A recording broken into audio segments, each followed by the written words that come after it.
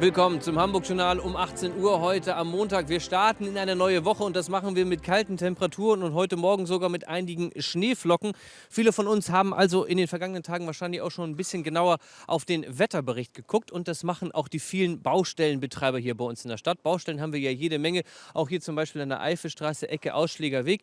Jörg Meier, kommen Sie einmal her. Ist der Baustellenleiter? Moin. Ja, moin. Eigentlich wollten wir später hier schnacken, aber einmal kurz gefragt. Sie haben wahrscheinlich auch auf den Wetterbericht geguckt in den vergangenen Tagen, oder? Ja, sicher. Wir müssen immer das Wetter ein bisschen beobachten, um unsere Technologien planen zu können. Und ja, das Wetter hat uns jetzt nicht überrascht. Ist ja Winter. Ist ja Winter. Dann ist es nicht überraschend, dass es mal ein bisschen kalter werden kann. Vielen Dank, wir schnacken gleich. Aber er liefert schon mal ein gutes Stichwort. Planen, Technologie planen. Auf so einer Baustelle muss nämlich jede Menge geplant werden. Zum Beispiel auch der Einsatz von Baugeräten. Da gibt es ja Bagger, Kräne, Planierraupen. Und früher war es so, dass die Baufirmen solche Geräte selber vorgehalten haben. Muss aber alles gar nicht sein, sagen ein paar schlaue Köpfe. Wie wäre es denn, wenn ihr euch die Dinger einfach mietet? Dann stehen die auch nicht immer rum, sondern ihr könnt euch die dann mieten, wenn ihr sie wirklich braucht. So ein bisschen wie beim Prinzip Carsharing, kennt man ja auch. Man muss das Auto nicht mehr haben, man kann es sich dann einfach leihen, wenn man es braucht. Wie genau das funktioniert, wollen wir uns heute mal ein bisschen genauer erklären lassen. Vorher gibt es wie immer erstmal den Blick auf die Hamburg-Nachrichten. Egal wie frisch die Temperaturen sind, auf einer Baustelle muss immer gearbeitet werden, auch mit großen Maschinen, wie zum Beispiel auch mit diesem Teleskopkran, wie ich gelernt habe. Nur der arbeitet gerade nicht, der steht. Und genau darum, geht's uns heute. Und dass Baumaschinen rumstehen und kein Geld verdienen, das ist auch Professor Sven Völpel aufgefallen. Moin erstmal. Moin. Professor an der Uni in Bremen, der im Bereich Start-up arbeitet. Erstmal einfach ausgedrückt, ne? So kann man sagen, ja. Und Sie haben mit Ihren Studentinnen und Studenten eine Idee gehabt, die um Baumaschinen sich dreht, die nämlich gesagt haben, ist doch blöd, wenn die Dinger nur rumstehen. Erklären Sie uns mal, was war Ihre Idee? Richtig, die Idee ist einfach, dass die Baumaschinen bisher so zwischen 30% bis 50% rumstehen, Kräne eben 70%, Spezialmaschinen noch viel mehr. Und dass es eigentlich gut ist, wenn man die Maschine, die eigentlich rumsteht, noch mal vermieten kann, ein bisschen zusätzliches Geld verdienen kann. Also einfach ausgedrückt, eine Baufirma kauft sich zum Beispiel so einen Teleskopkran oder einen Bagger oder was gibt es da noch alles? Ich müsste meinen Sohn fragen, der wüsste das. Eine Planierraupe. Wenn Sie jetzt sagen 50%, das heißt, die steht eigentlich jeden zweiten Tag ungenutzt rum, kostet aber ein Heidengeld. So kann man es sagen. Sie kostet Geld und sie braucht auch noch Platz. Was ist denn jetzt aber genau, ich drehe mich hier rum, damit wir hier mal noch mal ein bisschen sehen können, dass wir auch auf einer Baustelle sind. Was genau ist denn jetzt aber Ihr Ansatz? Die Baufirma kann die Baumaschine vermieten, wenn sie selber nicht braucht. Richtig, wir haben gleich eine Plattform. Das heißt, bisher müsste man dann jetzt ganz viele verschiedene Unternehmen anrufen, sehr relativ umfangreich. Jetzt kann man einfach mal kurz gucken, sagt, man braucht einen Kran oder einen Bagger, gibt es ein und findet dann sofort alle Bagger und Kräne, die halt in der Umgebung sind. Wir sind quasi das Airbnb der Baumaschinen. Okay, Airbnb, das kennt man, ne? Das ist da, wo man ein eigenes Zimmer hat oder eine eigene kleine Wohnung. Wenn man sie nicht nutzt, kann man sie vermieten. Und nochmal ausgedrückt, das unterscheidet sie so ein bisschen auch von diesen Carsharing-Angeboten. Die sind ja sozusagen nur da, die Autos werden vermietet, um Geld damit zu verdienen. Sie sagen, die Baufirmen haben die Maschinen nicht angeschafft, um in erster Linie sie zu vermieten, sondern natürlich, um damit zu bauen. Müssen sozusagen deswegen auch einen anderen Preis ansetzen. Genau, das ist so, die würde ja einfach normalerweise rumstehen und bisherige Vermieter, die müssen ja die Maschine kaufen und dann vermieten, die bekommen ja nur dadurch Geld.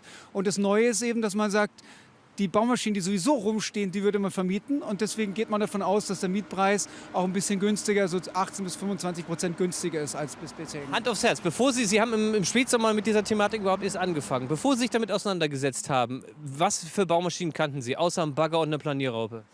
Ja, als Kind lernt man ja ein bisschen schon so, aber so viel kannte ich auch nicht. Also wir haben jetzt mittlerweile 32.000 Typen an Baumaschinen tatsächlich identifiziert. Also wir nennen es das Google Maschinen. Das heißt, wenn man Modell, Name, Baujahr eingibt, zieht es sofort alle restlichen Parameter, wie groß der ist, welche Leistung der hat, wie der ist, Fotos und PDFs. Oh, wunderbar. Wir schnacken gleich eine Runde weiter, denn jetzt will ich einmal zum Mann der Tat, Jörg Meier, der mit Argusaugen drüber wacht, dass ich auf seiner Baustelle hier nicht ins Straucheln gerate. Wir haben Sie ja gerade am Anfang schon einmal kennengelernt. Herr Meier, bevor wir über die Baumaschinen schnacken, wir müssen einmal hier reingucken. Viele Autofahrer fragen sich hier Eifelstraße, Ausschlägerweg, was buddeln die da eigentlich seit Wochen und Monaten? Was machen Sie hier eigentlich? Ja, wir stellen hier große Baugruppen her, um dann dem Hamburger ein neues Sielnetz zu bauen, damit das alles hier funktioniert. Damit sozusagen hier auch alles ordentlich abfließen kann. Dazu brauchen Sie schweres Gerät. Was für Fahrzeuge kommen denn hier alle zum Einsatz? Ja, ist ganz unterschiedlich. Wir haben also Radlader für die Disposition der Kleingeräte und Baumaschinen und in dem Fall dann auch ein großes Baugerät, um diese Baustellen hier. So ein Loch, so ein tiefes Loch muss man ja auch erstmal buddeln, ne? Genau, dafür müssen Sie entsprechende Geräte vorhalten und organisieren und jetzt müssen halt Sie ja das verfüllen, damit der Verkehr hier laufen kann. Jetzt leihen Sie das erste Mal über diese Plattform, die wir ja gerade vom Professor vorgestellt bekommen haben oder erklärt bekommen haben, so ein Fahrzeug. Warum leihen Sie sich die? Haben Sie keine eigenen mehr oder wie? Doch, wir haben eigene Geräte, aber die Baubranche braucht ja nun und wir müssen halt Spitzen abdecken und deswegen mieten wir uns gezielt Geräte dazu. Das heißt, die Bagger und Planierraupen von Ihrer Firma sind alle im Einsatz und Sie brauchen heute eine und hatten keine mehr quasi. Genau, dann gehen wir über den Markt und gucken, wo wir Geräte mieten können. Sie haben sich einen Bagger aktuell gemietet, der wird ein paar Meter von hier entfernt jetzt gerade abgeladen. Den sehen wir gleich, wenn er bereitgestellt ist. Und dann haben Sie eine Anforderung gestellt an einen Bagger oder wie war das?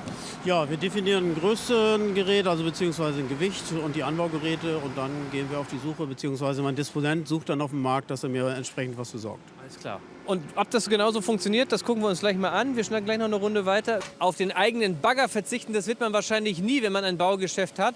Das im Übrigen ist der Bagger, der vorhin gerade bereitgestellt wurde. Jetzt ist er hier gerade schon in Aktion und dass er hier arbeiten kann, dafür hat David Schmiemann gesorgt. Moin. Hallo, Ich moin. merke gerade, hier liegt wirklich per Zufall so ein Fuß von so einer Absperrbarke. Dann können wir wenigstens auf Augenhöhe miteinander sprechen. Genau. Das ist ja sehr praktisch. Sie sind Disponent bei der Baufirma und haben den hierher geholt. Der Herr Meier, den Kollegen, den wir vorhin schon kennengelernt haben, der hat gesagt, wir brauchen einen Bagger und dann sind Sie aktiv geworden. Wie genau funktioniert das? Genau, richtig. Der Herr Meier hatte mir seine Anforderungen gestellt. Er bräuchte einen Mobilbagger auf dieser Baustelle. Und daraufhin bin ich über die Stellwerk-Plattform dann auf die Suche gegangen nach einem passenden und geeigneten Gerät. Wie haben Sie das vorher gemacht? Vorher hat man bei den üblichen Vermietern angerufen bzw. angefragt, wo man ein Gerät kriegt. Es waren teilweise weite Anfahrtswege dann nötig, um das Gerät hinzukriegen. Und jetzt durch die Stellwerk-Plattform kann man gucken, wo der nächste Standort eines Gerätes ist. Das heißt, manchmal bei einer Vermietungsfirma war der nächste ganz weit entfernt, vielleicht irgendwo irgendwie in Nordrhein-Westfalen oder sowas. Und Genau. jetzt, Time is Money auch im Baugeschäft, muss das Ding schnell hierher. Wo kommt der jetzt her? Dieser kommt von der Firma Willi Meier aus Uelzen. Ein bisschen dichter zumindest schon mal. Genau, ist so zumindest ein bisschen dichter dran, genau richtig. Und konnte kurzfristig hier auf diese Baustelle gebracht werden. Und Baufirma Willi Meier sagt jetzt, den Bagger, der gehört zu mir, den brauche ich jetzt aber gerade nicht. Bei mir steht er rum, ihr könnt ihn haben, verdient noch eine Mark 50 mit. Genau, richtig. Das ist auch eine Idee der Stellwerk-Plattform, dass man Geräte, die eine Baufirma nicht braucht, auch online stellen kann und sie an weitere vermieten kann. Wunderbar. Vielen Dank. Dann holen wir die anderen noch mal dazu, den Herrn Meier und den Professor Völpel. Noch einmal zum Schluss, meine Herren. Ich komme hier auch von dem Ding wieder runter. Sie gucken sich das Ganze erstmal an, ne, Herr Meier? So mit Leihgeräten auf der eigenen Baustelle? Genau, wir gucken nur mal und sehen, was wird und dann treffen eine Entscheidung. Okay.